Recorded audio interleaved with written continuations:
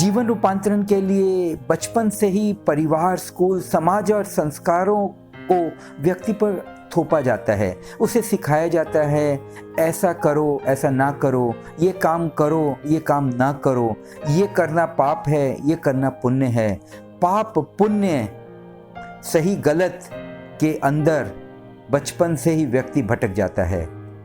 कभी वो ज्योतिषों के पास जाता है, कभी तरह तरह की विधियां करवाता है, मगर उसके बावजूद भी उसे कोई हल नहीं मिलता। जीवन रूपांतरण तो दूर की बात है, वो पूरा जीवन बनावटी मौलिकता को ढोए फिरता है। कोई भोग में लिप्त हो जाता है, ये जानकर कि जीवन तो सिर्फ खाना पीना, कमाना और पैसों को भोगना, यही जीवन का एक मात्र उद्देश्य है। उसके जीवन में धन और धन के अलावा कोई उद्देश्य नहीं होता।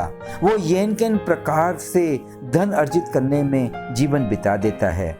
और दूसरा है व्यक्ति जो धन के त्याग को ही जीवन का उद्देश्य मानकर जीता है। उसका मानना है कि जब सब कुछ इधर ही धरा रह जाएगा तो धन कमाने से क्या होगा। जब परमात्मा प्राप्ति ही एकमात्र उद्देश्य है और त्याग ही जीवन का एक परम लक्ष्य है, तो फिर किसी भी काम को करना ही क्यों, वो त्याग के रास्ते पर चल पड़ता है।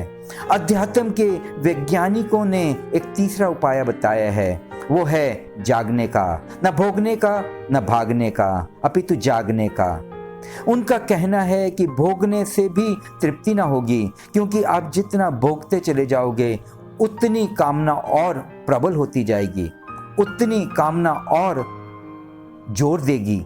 त्यागने से भी भीतर की आकांक्षा तो बनी ही रहेगी, क्योंकि वासना वहां पर भी मुड़कर आएगी कि वो त्याग कर रहा है, उसके भीतर अहंकार पैदा होगा। तो वासना के प्रति सजग होना बेहतर है। जैसे ही होश में हम जागते हैं, वैसे ही हम वासनाओं से मुक्त होने लगते हैं।